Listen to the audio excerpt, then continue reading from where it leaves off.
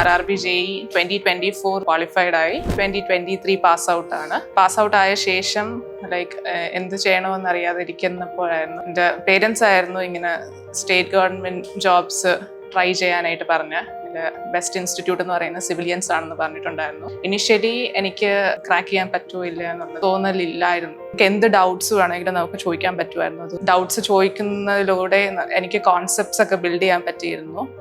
Easily നമുക്ക് approach ചെയ്യാൻ പറ്റുമായിരുന്നു. എല്ലാ ഫാക്കൽറ്റീസും നമ്മളെ ഡൗട്ട്സ് ചോദിക്കുന്നതിൽ എൻകറേജ് ചെയ്യുമായിരുന്നു. ഒരുപാട് ക്വസ്റ്റ്യൻസ് പ്രാക്ടീസ് ചെയ്ത് നമുക്ക് നോൺ ടെക്നിക്കലിന് നല്ലപോലെ സ്കോർ ചെയ്യാൻ പറ്റുന്നതാണ്. നിങ്ങൾ പ്രിപ്പയർ ചെയ്യുകയാണെങ്കിൽ എക്സാം ഡേറ്റിൻ്റെ നോട്ടിഫിക്കേഷൻ വരെ ഒന്ന് വെയിറ്റ് ചെയ്യരുത്. ഇപ്പോഴേ നിങ്ങൾക്ക് സ്റ്റാർട്ട് ചെയ്യാം. നമുക്ക് കോൺഫിഡൻസ് ഉണ്ടെങ്കിൽ നമുക്ക് എന്തും ക്രാക്ക് ചെയ്യാൻ പറ്റുന്നതാണ്. കോൺഫിഡൻസും കൺസിസ്റ്റൻസിയും.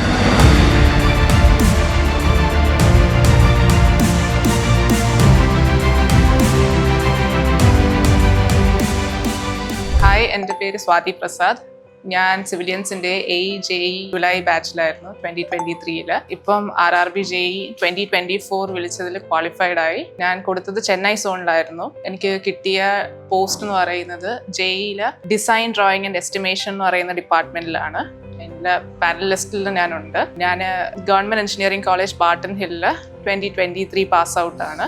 സിവിൽ ഡിപ്പാർട്ട്മെന്റിൽ തന്നെ. പാസ് ഔട്ട് ആയ ശേഷം എന്ത് ചെയ്യണമെന്ന് അറിയാതെ ഇരിക്കുന്നപ്പോഴായിരുന്നു എൻ്റെ പേരൻസ് ആയിരുന്നു ഇങ്ങനെ സ്റ്റേറ്റ് ഗവൺമെന്റ് ജോബ്സ് ട്രൈ ചെയ്യാനായിട്ട് പറഞ്ഞ ബെസ്റ്റ് ഇൻസ്റ്റിറ്റ്യൂട്ട് എന്ന് പറയുന്നത് സിവിലിയൻസ് ആണെന്ന് പറഞ്ഞിട്ടുണ്ടായിരുന്നു. ട്രിവാൻഡ്രത്ത് തന്നെ ഉണ്ടായിരുന്നത്. ഞാൻ ട്രിവാൻഡ്രത്താണ്, കഴക്കൂട്ടത്താണ് എൻ്റെ വീട്. ഞാൻ ട്രാവൽ ചെയ്ത് ക്ലാസ്സസ് ഒക്കെ അറ്റൻഡ് ചെയ്യുമായിരുന്നു. ഇനിഷ്യലി എനിക്ക് പറ്റുമോ എന്നുള്ളൊരു തോന്നലില്ലായിരുന്നു.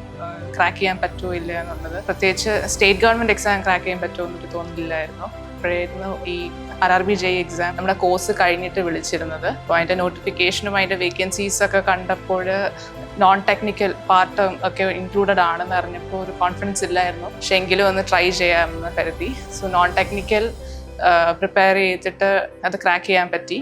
കഴിഞ്ഞ ഡിസംബറിലായിരുന്നു അതിൻ്റെ എക്സാം. അതിനുശേഷം പിന്നീട് ടെക്നിക്കൽ സൈഡ് നല്ല സ്ട്രോങ് ആക്കിയാലേ സെക്കൻഡറി ക്രാക്ക് ചെയ്യാൻ പറ്റുള്ളൂ എന്ന് മനസ്സിലായി. അപ്പം അതിന് സിവിലിയൻസിൻ്റെ നോട്ട്സും ക്ലാസ്സും വളരെ ഹെൽപ്ഫുൾ ആയിരുന്നു. അത് വെച്ച് ഞാൻ പ്രിപ്പയർ ചെയ്തു.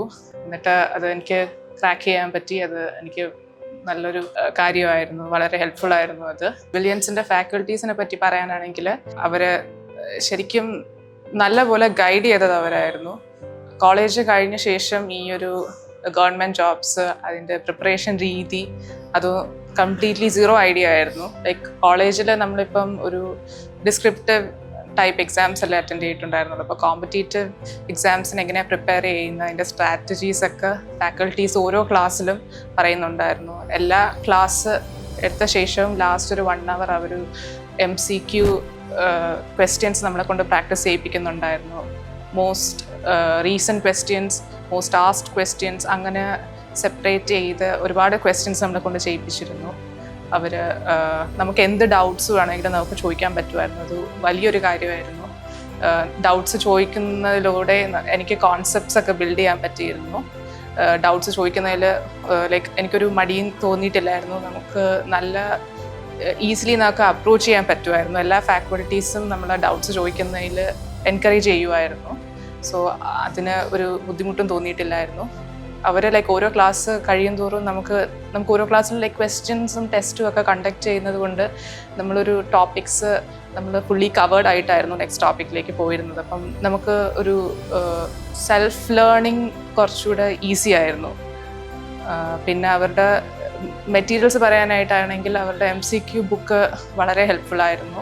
അതിൻ്റെ ക്വസ്റ്റ്യൻസും അതിൻ്റെ സൊല്യൂഷൻസും കീയും എല്ലാം. അതുപോലെ തന്നെ അവരുടെ വീക്ക്ലി ടെസ്റ്റ് നടത്തിയിരുന്നത്, നമ്മൾ വീക്ക്ലി ടെസ്റ്റ് മാത്രം സിലബസ് വെച്ച് പഠിച്ച് പോയാലും നമുക്ക് ഫുള്ളി കവർ ചെയ്യാൻ പറ്റുമായിരുന്നു. പിന്നെ അവരുടെ മന്ത്ലി മോഡ്യൂൾ വൈസുള്ള ടെസ്റ്റ് അത് നല്ല ഹെൽപ്ഫുൾ ആയിരുന്നു. നല്ല റിവിഷൻ എനേബിൾ ചെയ്തിട്ടുണ്ടായിരുന്നു. പിന്നെ അവർ റീസെൻ്റ്ലി എൻ്റെ ക്ലാസ്സസ് തീരുന്നതിന് മുമ്പ് അവർ ബാച്ച് വൈസ് എക്സാമിനേഷൻസ് കണ്ടക്ട് ചെയ്തു. അപ്പോൾ നമ്മുടെ കോമ്പറ്റീഷനിൽ നമുക്ക് എവിടെയാണെന്ന് നമ്മുടെ പൊസിഷൻ വരുന്നതെന്നുള്ള ഒരു അപ്രോക്സിമേറ്റ് ഐഡിയ നമുക്ക് കിട്ടുമായിരുന്നു. അതിനനുസരിച്ച് നമുക്ക് പ്രിപ്പയർ ചെയ്യാനായിട്ടൊക്കെ ബാച്ച് വൈസ് എക്സാംസ് സഹായിച്ചിരുന്നു. ഇപ്പം നമ്മൾ സ്റ്റേറ്റ് ഗവൺമെൻറ് എക്സാമിനേഷൻസ് നോക്കുകയാണെങ്കിൽ മെജോറിറ്റിയും ടെക്നിക്കൽ മാത്രം അറിഞ്ഞാൽ നമുക്ക് ക്രാക്ക് ചെയ്യാൻ പറ്റുന്നതാണ്. അത് നമുക്കൊരു പ്രോ ആണ്.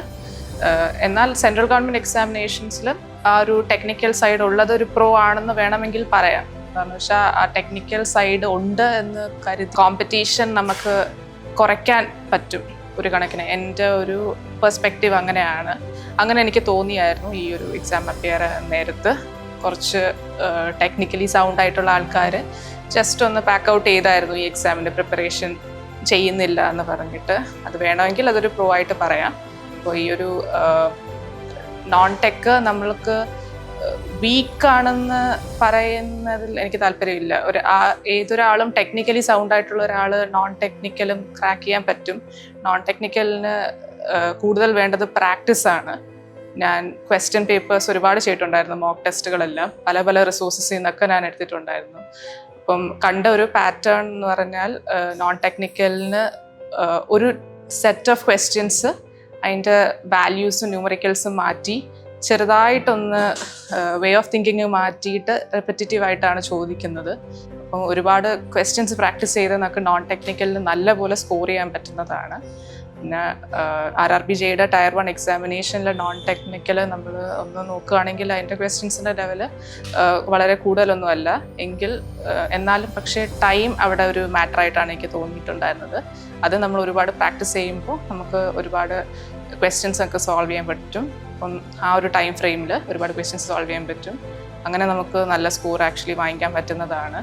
നോൺ ടെക്നിക്കൽ ബുദ്ധിമുട്ടായിട്ട് തോന്നുന്നു എന്നുള്ളൊരു മൈൻഡ് സെറ്റ് മാറ്റി വെച്ചാൽ നമുക്ക് ടയർ 1 നമുക്ക് ഈസിലി ക്രാക്ക് ചെയ്യാൻ പറ്റുന്നതാണ്.